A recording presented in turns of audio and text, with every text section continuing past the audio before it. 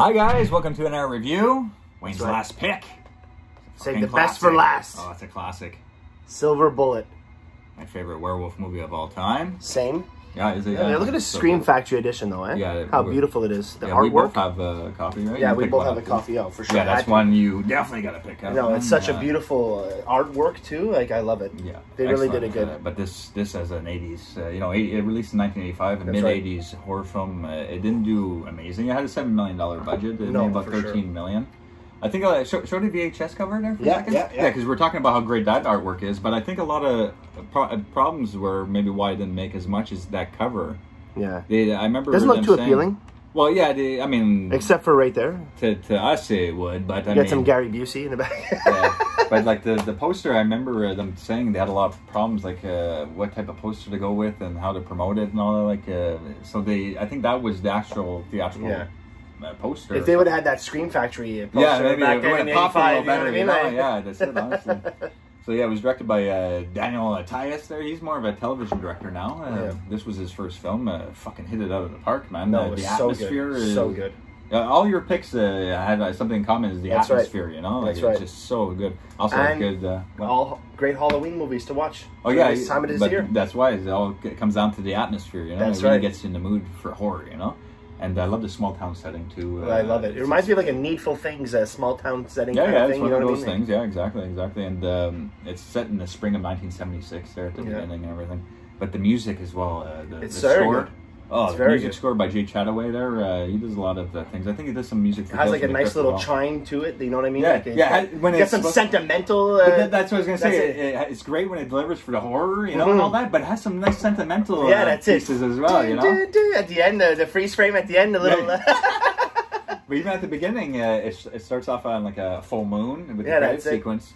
And it's like a hardcore horror thing, and then it goes into a nice little, and then comes back into the horror like that thing, though. I like that. Yeah, I love the score. It's really well done, and the cast, man, they're phenomenal cast. Yeah, Corey Haim at one of my best, favorites. Gary Busey. What a great actor Corey Haim is at this age. Like honestly, as playing like a paralyzed kid, you know, and. Kid, man, he was so talented, honestly. He's honest. Him and Corey Feldman, my number 1 and number 2, like, childhood actors of all time. I'm working on the top 10 Corey Haim. It should be out soon. Nice. I started writing it. But, yeah, Gary Busey, too, and every one of our friends. I love this guy. And Gary Busey... And I think for Point Break, he took elements of this character and brought it to Pappas, I think. Yeah. You know what I mean? Yeah. Yeah, that's probably our 2 favorite characters. That's it. Angelo Pappas in Point Break and in this movie. Uncle Red. Yeah. But him and Corey Haim, they look like they're related, you know? Like, they're kind of like, he plays his uncle, but I can see it, you know? Crazy family. Gary Busey must have been a fucking blast on the set back then in these days. Yeah. Well, you remember that scene with the barbecue there when he gives him his new That's it. Bro, when he's like he's the life of the party at that barbecue. He's probably like that on set too, you know? And Haim only being like 11 years old on set here, like was he 11? No, he was like young. No, it was because it released in '85, so I think it was being filmed in '84. And I remember him being like 17 for Lost Boys in '87, right? So he must have been like maybe 15, 14, 13? Oh no, I think he was 15 for Lost Boys actually. And I remember him saying he turned 14 on the set of Lucas, which was in '86.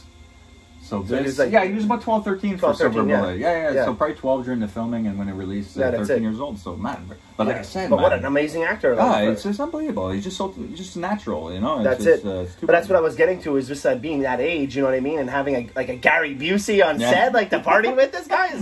Well, not party in that sense, but you know what I mean, like just to have a guy around like that, you know what I mean, must have been fun. Yeah, Busey, man, he looks like more of a drinker than anything, you know, like Busey, especially that scene where you first see him. He's drinking that wild turkey.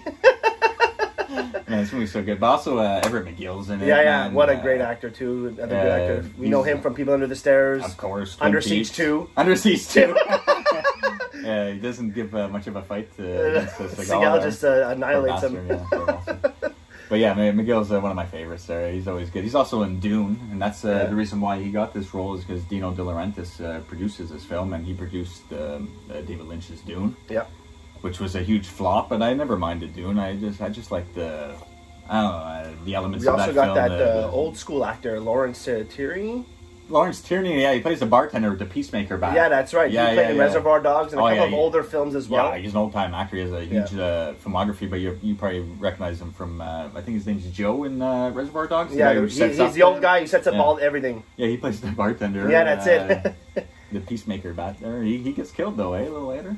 Oh, yeah. And, the actress that plays Jane, I think she's another great, phenomenal actress. So she's probably about 15, 16 at this point. That's man, did she ever... she hits it out of the acting's very well done. I like the little townspeople there, like Andy, the big mouth at the bar. That's right. I mean, so yeah, it's and got the sheriff, great too. elements. The sheriff has some parts as well. Like, he was in Lost, I think. As the guy in the wheelchair, if I'm not mistaken. He also played in Young Guns, too. Yeah, Young Guns. Yeah, remember he was the lawyer in Young Guns for I would have to refresh my memory on that, but I think also like Stepfather, one of the Stepfathers he was in, the horror movies back in the day.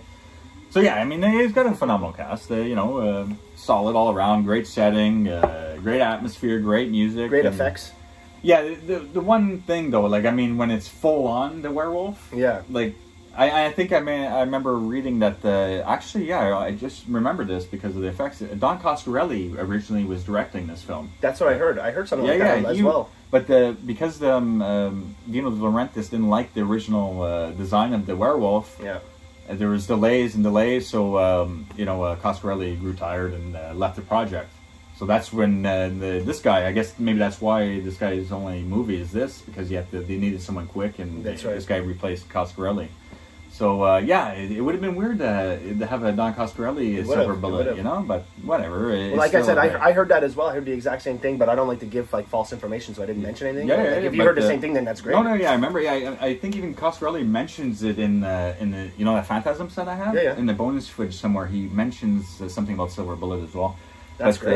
Yeah, that would have been crazy, But yeah, when they get just quick glimpses of him like transforming in the garage and all that. That's right. Yeah. So well done.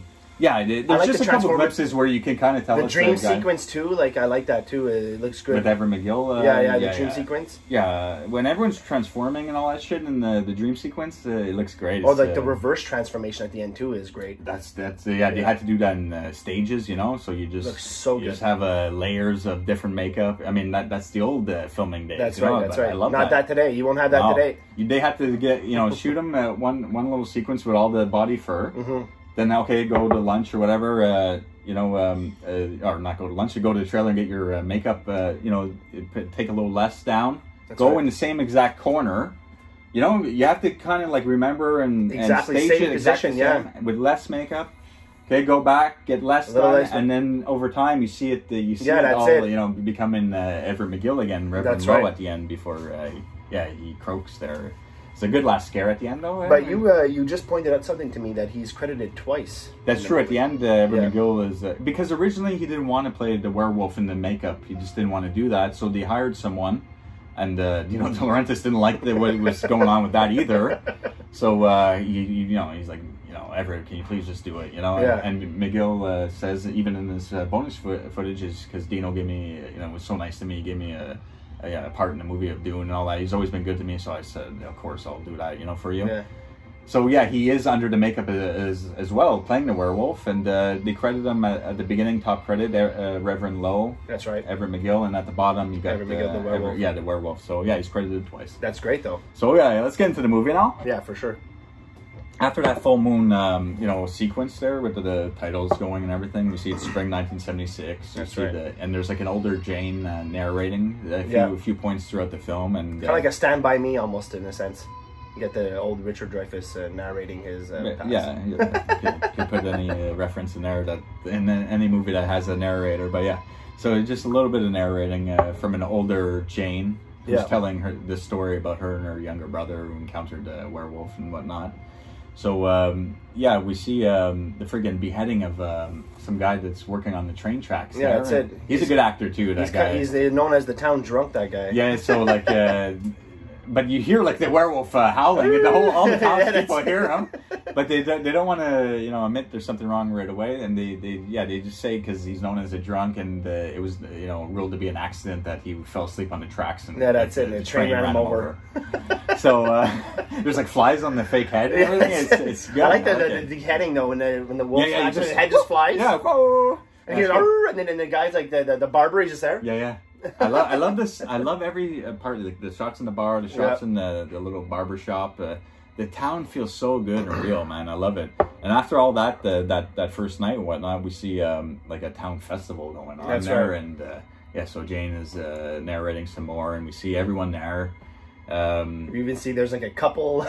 Yeah, because Jane is told to go find her brother, you know, Corey Haim, and so she comes across a woman and a guy. You know, supposedly she's pregnant. And, he's just like, that might be your oven, but it's not my bun that's in it. And then when he's walking away, he's like, "Hey, just remember the good times." Just remember the good times. What a thing to say. But it's like faint, you know. Yeah, like you may not pick it up, but it's like, "Hey, just remember the good times." You know what I mean? She's like fucking devastated. Yeah, that's it. Later on, you see what happens to her, but I mean, she's really devastated. Like, yeah, oh yeah, she wanted to start a family with that guy, but hey, no remember the good times. Yeah, we don't ever drag me away, you know, when there's tons of people. He's like so mad at her, you know.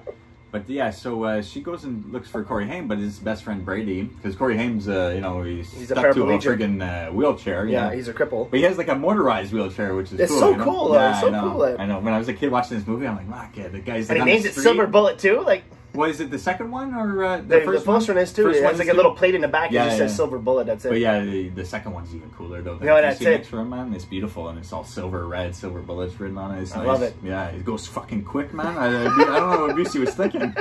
Poor kid, fuck. He had a few beers. Well, you see when he first takes off with the new one there, he's like, oh. He's like, holy shit. It's like skipping on his tires. I think Busey should have tried it out first before giving it to this guy. He shipped it right up. Fuck, what a crazy bastard, Busey. What a great uncle though, yeah. Well, the best part is when he's making it for Corey Haim, sitting right there. He's making it for him. Yeah. He closes the garage. He's just like, guess what I got behind this door? Opens the door back up, and there's the Silver Bullet. It's like Corey Haim. He was just there. He saw. Well, he knew that he was making a new one for him, and you know, he was getting. You know, he knew. Obviously, he saw the tire, and he was like working on it before just putting up the finishing. That's it. That's it. But he still didn't know what it looked like, you know. So he gave him the big unveil.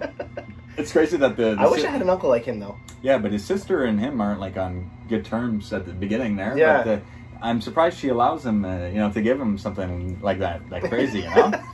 And it's just a lot of open country roads, so he's free to drive that thing on all these roads. He stops in at the gas station, gets it filled up. That's it. That guy. He's just like, yeah, you want me to clean your windshields? Yeah. Check the driver's bullshit meter. Yeah, why not? My God, man. So but while she's looking for her brother, Brady's up in a tree and he has a little green snake there. Yeah, a garden snake or something. Yeah, and he scares her with it, and she goes flying in like a puddle into the leaves and all that. That's right. It ruins her pantyhose. She's all dirty. And Haim comes driving up, you know, like laughing, but he feels bad about it, you know, obviously. Goes and gives her money later. And then, that's it. But Brady fucking makes it worse and shoots the snake towards her, too. And she really finds him on, the big puddle. Yeah, so she's like, she hates her brother at this point, you know. She's just like upset that she always has to do things for him. Yeah, that's right. You know, he can't walk. So, but after that town fair and all that, that night Corey Haim goes in her bedroom and puts like a few bucks in the. Yeah, that's it. He's just like to buy some new pantyhose. She's just like, I can get it for like $1.47 so at the they pharmacy. Make up. Yeah, they make. That's it. Yeah, so everything's okay and everything. But that night as well, we see that woman that was talking to the guy about being pregnant and everything. Yeah. She's about to commit suicide. Yeah, she's like even says, you know, people that commit suicide go to hell, especially if you're pregnant, you know, because. She pours out all these pills and she's taking them and then... Man, this scene is well done. It's got like a point of view. You see the werewolf head going up. And this then is definitely one of my favorite killings in the movie. Man, just like violent. We see like the nails coming right through the skin. Yeah, it's like really digging in there. Yeah, like really digging in. Yeah, it's shooting her across the room and the mom's downstairs playing the piano. Yeah, that's it. Like, what the fuck? She goes to grab a gun. Yo, it's devastating though when she gets up there. And the shot where the woman's just on the bed, you know. Like, and you see her like really, like you really feel the pain of the mom seeing her dead daughter. Doesn't Miguel tell Corey Haim that later on? You know, she was... she was going to hell. Yeah, she was going to commit suicide, so I tried to take her out of her misery pretty much. Like, she was going to hell anyway. What a crazy story. What a crazy story, though. Because you don't find out how the priest, the reverend... No, you don't find it got out. infected or, did he get bit by another one? You don't find out no backstory. It's just that this guy, this reverend... That's right. A man of God is also killing people. And it's also, like, suspenseful, too. Like, when the sister's going around town looking for the one-eyed person. Oh, I love that scene. And, like, all the like, every time someone's heads turn and then they turn around and like a big close-in in their face. she goes and sees that Big Mouth at the barber shop, and she opens it up. He opens it up. He's like, "What do you want? Do you have any cans or bottles?" No. He just closes. It's great, man. And then after that, you just see the cops. That's right. The sheriff, he's arguing with a detective, I guess, because of the murder or whatnot. And the cops are at that place the next day and everything. And there's the loudmouth Andy at the bar with the bartender Lawrence Tierney. And, that's right. And everyone's in there, and he's always mouthing off, saying that we pay our taxes, keep this town safe. And the cops aren't doing shit. You were in the red. Yeah. You were in you red. Must have cleared up those taxes. That's right. You must have cleared up them taxes. It's like, what's what you saying to me? I love this guy Andy. This Big Mouth. It's like a peacock. But then you see that bat. Peacemaker. Right. He's like, turn down your thermostats. That's right. But he gets killed with his own bat later on. They're looking for the werewolf and everything. But so you see that, but also you see Corey Haim leaving school with the girl. Tammy or something. Tammy, I think it is. Yeah, I think it is. The blonde girl he has a crush on, and that's right. Yeah, they go she gives the him same a little way. Kiss. You know what I mean? Maybe a little relationship. But she has a terrible father. No, what a fucking slob. idiot redneck bum. Yeah, he doesn't like, damn crippled. He says, what a thing to say. He's like, damn crippled. He's going to be on welfare, this guy. We should execute them or something. Got, like, stains on his shirt. Yeah, this guy's no fucking better. Look at the way he's living. What a house for this young, nice-looking girl, Like, she looks like a real nice person, and she has to go home for that every day. Yeah, that's it. But she tells him that she's been hearing noises out in, like, the greenhouse and everything the past few nights. And, so that leads up to the night, that night, with her father. That's actually a scene that I actually enjoyed as a kid, because I never liked this guy I never liked him as a father. But it's scary, man. It's very well done. You got my pots. You've been destroying my pots. I'm gonna blow your fucking head off. He's walking with his gun. It's good, but yeah. So she gives him a kiss, and he rides off on his thing. He's almost running out of gas, and that's where he heads over to the gas station. That's right.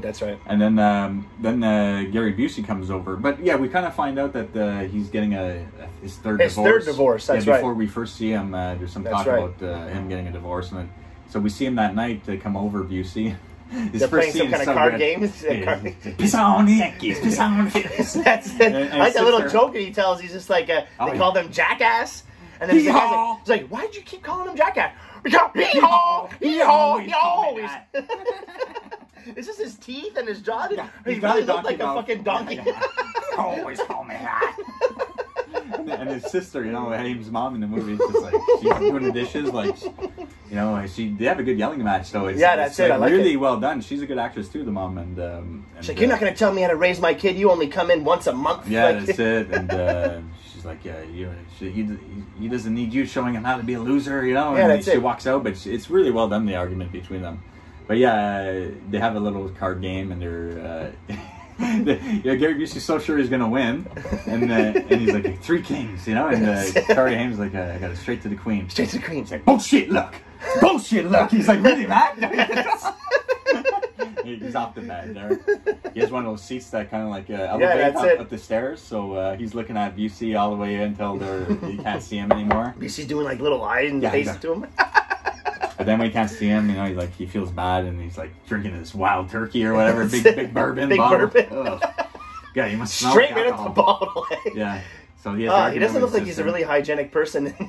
The Uncle Red, you know what I mean? He's great for this character. Even when you see him later on, he wakes up, he's got cigarette butts all over the place. He's in some new woman in the bed. He's already third divorce. He's got a new woman. Yeah, a little there, But I guess that's why he's staying at their house that night, maybe, and but that's the only time they argue. Throughout the rest of the film, they actually they look like they're getting along. I don't know. It's good. It's a nice little transition. I like. That's right. That's right. He's at the barbecue with he's turning over a new leaf. Even at the end when he's sending them off because they want to be alone to see if there's a werewolf and all that. That's shit. right. They're hugging and they're, it's good. It's good. They kind of patch up things. That's right. That's right. So. Oh yeah, that's the night too when her father gets killed in the greenhouse. I like when he's watching wrestling. He's like, "Oh, you hurt my part." But bro, man, ever since I was a kid, I laughed and I remember this guy in this scene, more than other scenes that I should, it hurts my parts. You know, like, parts? I say it all the time. No, you really do say it all the time. And but he's like, before that, he's like, oh, we're gonna kick some ass. He's like, shooting his beer caps, you know, and kick some ass tonight, yeah. You know, bro, you and me have been friends since we were like 15 years old, and you've always said it hurts my parts. And I never like I know this movie from when I was a kid too, but I never registered until later on when I got the Scream Factory and I threw it in. And I'm like, it hurts my when he said it, bro. I just died of laughter. Yeah, like, a lot of my that's where he fucking gets it from. A lot of my sayings come from 70s, 80s films, you know. But yeah, he hears the noise again in the greenhouse, and he grabs the gun. And heads I'm surprised he didn't fucking shoot himself, that drunk idiot. He's like loading the fucking gun like this. He's all over the place, super sloppy, cracks it back. But the music's good. The fucking werewolves under the boards, man. Pulls him down. Yeah, we get scared by a spider first. Yeah. Yeah, you see the werewolf under the fucking... Oh, it's so good, that kill, man. Crack in the boards. Fucking pulls him the board right in the gut. In the gut, yeah, stabs him, man. Yeah, it's really... it's so good, man. It's like, it looks like it hurts a lot. Like, good for that bastard, though. So, Tammy has to, she's not in the film anymore. We find out her, she moves away and whatnot. Well, that really hurt his parts, getting killed like that, boy, let me tell you. The next, honestly, we're happy that guy's gone. No? Yeah, that's it. The world's a better place with that loser in it. He probably would have killed someone, so we probably saved lives. He's probably an abusive dad, too, beating up his daughter, Tammy, so Tammy's probably well off, too. So you're almost like rooting for the werewolf at this point, because he's taking out people that are she was going to kill herself and the baby, the first victim. The guy in the train tracks at the beginning, we really don't know. Well, he was a town drunk, so maybe he was just a... Yeah, but you can't just... Yeah, he's a town drunk. You can't just kill him. No, that's it. So he's probably like the... like... The slob bum, he looks like worse than a drunk, Yeah, that's it. So he probably deserved it anyway. So we're happy. You're rooting for the werewolf. Yeah, the werewolf did good there. Everett McGill did good there. Yeah, that's it. But the next day, this is where we really feel bad, because Corey Haim's with Brady. They're flying a kite, whatnot. That's right. Yeah, they send the sister to go get Corey Haim, because he's getting late for supper. He's like sitting in a tree. Yeah, I know. He what the fuck? himself up there, Corey Haim, man. He's got an amazing upper body strength, Corey Haim. But man, fuck yeah. I really doubt a kid would do that, in No, definitely not. Even later, he climbs out his window, Yeah, that's it. On the antenna. But so his friend Brady keeps flying the kite, and that's it. He's left alone. And Corey wants him to come. He's like, you coming for dinner, Brady? He's like, I'll meet you later. Like, I'll see you after. Yeah, he just wants to stay and fly the kite. But there's a scene where he's driving his motorized wheelchair, and he looks back, and he's like. He feels something's eerie. Yeah, he's like, fuck, man, maybe I should tell him to come, but whatever. That's it. Brady's gonna do what Brady wants to do, kind of thing, And so the guys are at the bar again, and that deputy guy and Andy are always about to fight. And everything. This time they actually were about to fight. They actually put their fists up and everything. He's fed. The cop is fed up of Andy's big mouth saying the cops don't know what they're doing about these murders and everything. But that's when friggin' Andy's dad comes in. And he's like, has anyone seen my son? Brady's dad. Brady's dad comes in. Yeah, and has anyone seen my son? So that puts a stop to everything, And then that's where we see the cop. He's talking to himself, and he's walking with the kite, and it's all full of blood. That's a touching scene there. Yeah, it's disturbing. And then when the father gets driven up to that spot. Yeah, that's it. And he's running up, and the cop's trying to stop him. He's like, get out of my way. But that yell, man, it's that you feel the pain, man. Very well acted, because he's like, oh. Definitely not the reaction that Lee Brackett gave to fucking his wife, his daughter when she was dying. Halloween 2. Halloween 2. Yeah, I know, but you feel. But I feel like it's because he wasn't even sure that it is because you find out he's torn to pieces. Yeah, torn to pieces. So it's like he couldn't even register if it was him at first. He just saw pieces of it. Imagine that, man. That's it. That's crazy. So fuck, man. That's when the town goes nuts, though. You have kids. I'm having my first kid. Yeah. And just to put yourself in a mindset of a father seeing their kid in a situation like that, you really have to be a good actor. You can't just be Lee Brackett and be like, oh my God, Annie's dead. It's your father. I gotta call my wife. No, these guys that really fucking break it down. Man, the guy, who plays the dad there in this film, I completely off topic, just for 2 seconds. Mystic River when Sean Penn finds out that his daughter is the one that's dead, and he goes off and everyone's holding him back. That for me is what really is. I'm not a huge fan of that movie, but he just like Clint Eastwood directs that film. He's like screams and the whole town's like pretty much holding him back. Like that's how I would be. Like, you're not gonna fucking hold me back. That's man. how you has to be acting. Yeah, that's it. If it doesn't look like that, then you gotta keep doing it. That's right. I'd be like, Lee Brackett, you want to work in this business again, motherfucker? That's it. But again, maybe the direction the director was like, no, I'm okay with that. So whatever. But I didn't want to talk about Sheriff Brackett so long, but in Halloween 2, when he sees Annie dead, I expect a little better performance. Absolutely. But let's move on anyways. So now we see the funeral there, Hames there with Busey, the whole town's there, and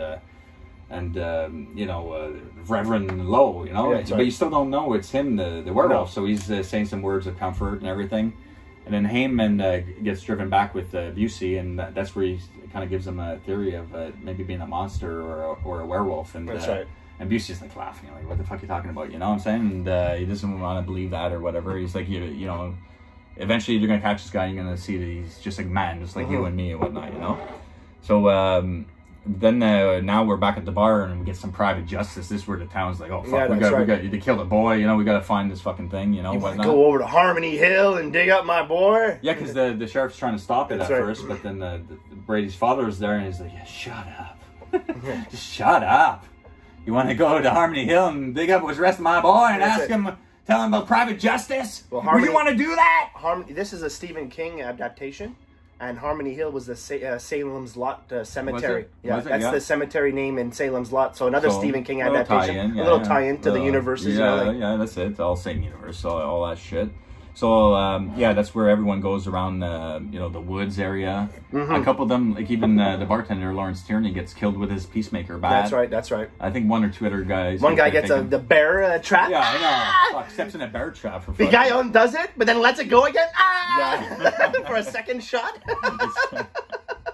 And then after all that, then we get a dream sequence where we're seeing, but we don't know right off the bat. We think it's just another funeral thing for the 3 victims that got killed during that scene. But Reverend Lowe is like saying a few words, and then people start interrupting him and like laughing, and it gets this. They start turning into werewolves and like playing the piano and shit. You guys are going off there.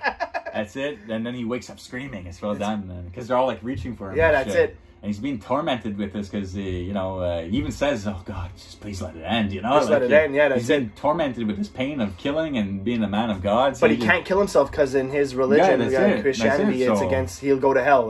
But it's true, though, when the guys are going out for their private justice, he's there in the street trying to stop everyone. That's it. He's going from truck to truck. He doesn't want anybody to kill him.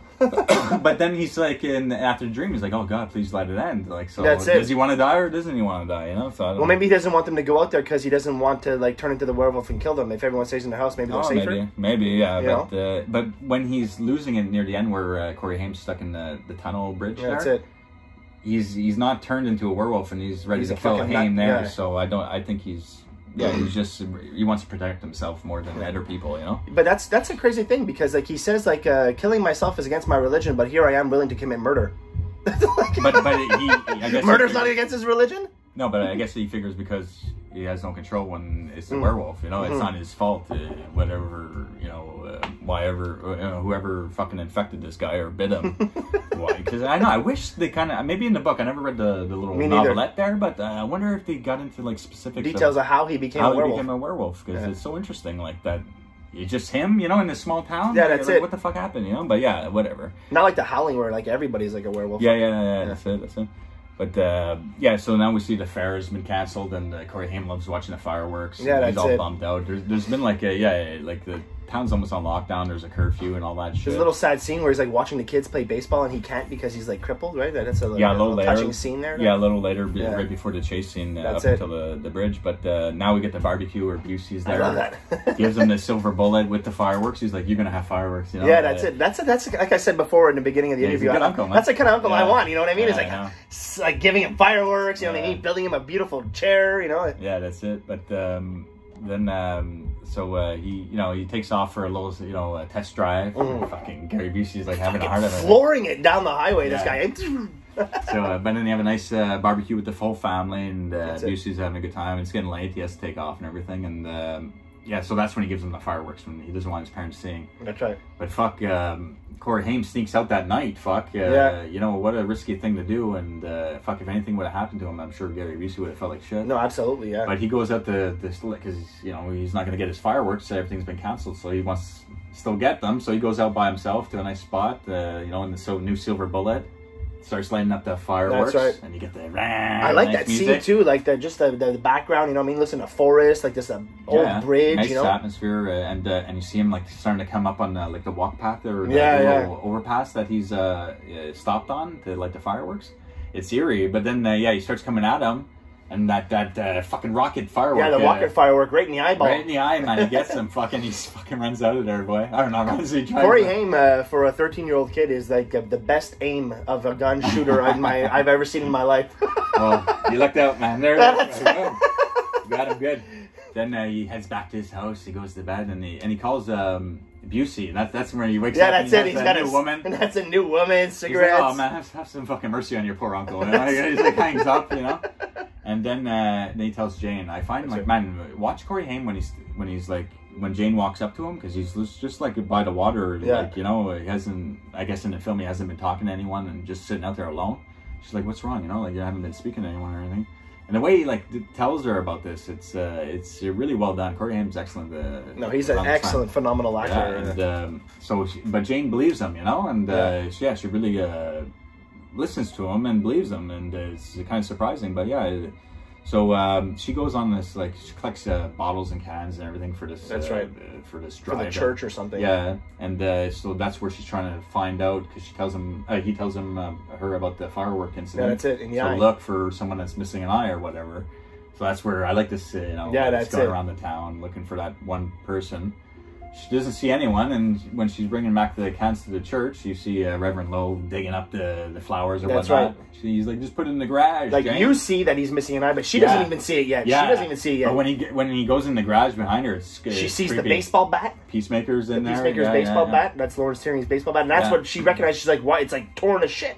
Yeah, that's it. And then she turns around and sees him with one eye. So she's like really like she's like, and he's really fucking like creepy at that point. He's like, "You want me to drive you home?" Yeah, he's like, you know, like get the fuck away from me. And then they end up Haim and I think they do a letter. No, we know what you are. Yeah, that's it. Sending it to him. Kill yourself. And then I think she says like, well, then they're narrating. We sent them one like each week or something. Yeah, one every couple of days. Yeah. And then there's a scene with Busey, and he's like, "You do what? You know, you're just sending Reverend Lowe death threats and all this shit. You know? Like, you crazy? You know, you fuck." He's not happy about it and all that, but then they stake out the Reverend, you know, he's like, this guy over here, you know, because they show that he has one eye, and he's sitting in his car, he's like, that guy's, he's painting a thermometer outside, he's like, that guy's a werewolf, you know, he's like, just like fed up with this kind of stuff. But then that Haim is on his own in the Silver Bullet watching his kids play baseball. That's right.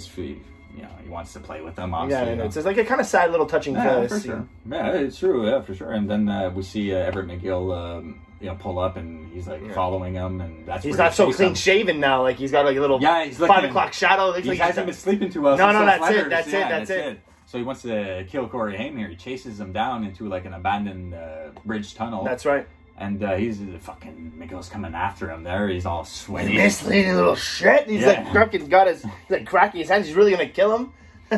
He's like, I killed her because she was going to hell. I saved her life. He's like, I saved her soul. But Corey Haim's like on the verge of tears here. Like he's like, he's about to get killed in this place, you know? It's lucky that farmer was there. Then he hears like a tractor or something, and he's like, hey, help me. He knows the guy, you know? So McGill takes off. He's fucking lucky, man. But then they tell Busey about that incident, and he's like, what the fuck is going on, you know? And then he looks over at the side of his Silver Bullet thing. I'd say there's blue paint. And he goes, Jane, what color is the Reverend's car? And she goes, that color, you know? Yeah. So he's like, fuck, you know? Like that's where he goes over to the police station. Goes to the police station, talks to the sheriff, and just check him out. But it's crazy, the sheriff, he actually tells the sheriff about the werewolf thing. He's like, that's the craziest thing I ever heard, you know? He's like, do you believe it? He's just like, well, just check him out. Yeah, just check him out, that's all I asked. So while he goes and checks the garage, he sees the cans, he sees the bat, and then, but the fucking transformation of that's so good. I like it, I like how it's done here, man. He takes off half his head.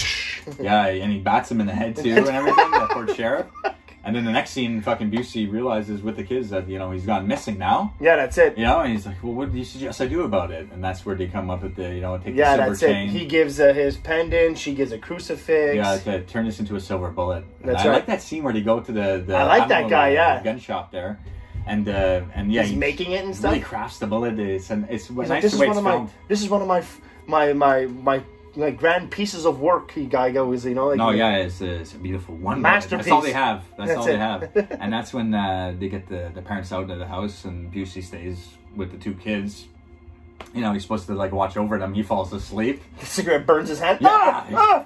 Gun falls on the floor. Yeah, he's like, the silver bullet could have went off right there. That's Haim says that. He's yeah, like, you're lucky we didn't lose our only fucking bullet. He's like, all right, you know, I'm starting to feel like a horse's ass here. You guys are going to bed, you know? That's it. And the fucking power goes out. He's like, oh, okay, calm down, you know? Or she sees something. She sees the werewolf. Window. She's like, ah! And he gets scared too. Like, what is it? There's nothing there. Right? That's it. He's like, takes out the bullet. And the fucking werewolf comes through fucking the wall. He goes to shoot the werewolf with the gun. There's no bullet in it. He's like holding the bullet with the gun. He's like, oh! With the close up on him. Oh! He's getting fucking tossed into the fucking furniture. Flies. You never get the reaction of the parents coming home. No, that's it. Hole through the wall and where fucking walnuts busted in. Gary Busey's being tossed around. At one point, he has the fire poker. He's like up there, he's fighting the werewolf with a fire poker. But the bullet goes flying down in the vent. That's right. And Corey Haim gets it. Yeah, that's where Corey Haim and like Jamie. Once again, I fucking crack shot this guy. Best shot ever. Shoots him in the other eye. Oh, that's it, man. You got him in the first eye. You get him in the second. But yeah, it's a nice transformation. That like we said, that's it. You know, they done it in stages, and you have to keep going back to the same corner, kind of sitting in the same position as they had less and less makeup on them, you know. And but imagine explaining that to the cops later. You don't obviously see this. Imagine explaining to the cops later. The cops come over to the house. You see a naked Everett McGill. This is your killer. He's like, this is your killer. I don't know if you tell the remaining cops if it's a werewolf. Yeah, that's it. I mean, obviously, he's just like, this is your werewolf. He's Everett, the fucking reverend of the town, naked in your house, completely dead, shot in both eyes. That's true. That's true. So I mean, that's Silver Bullet in a nutshell, man. What a phenomenal movie! Film, my favorite werewolf movie of all time. Too. Another great pick on your part. And when we get back, it'll be the starting of my picks. Ian's 3 picks next. So until then, guys, take care. Thanks for the support, guys. Take care. You're gonna get it, bitch.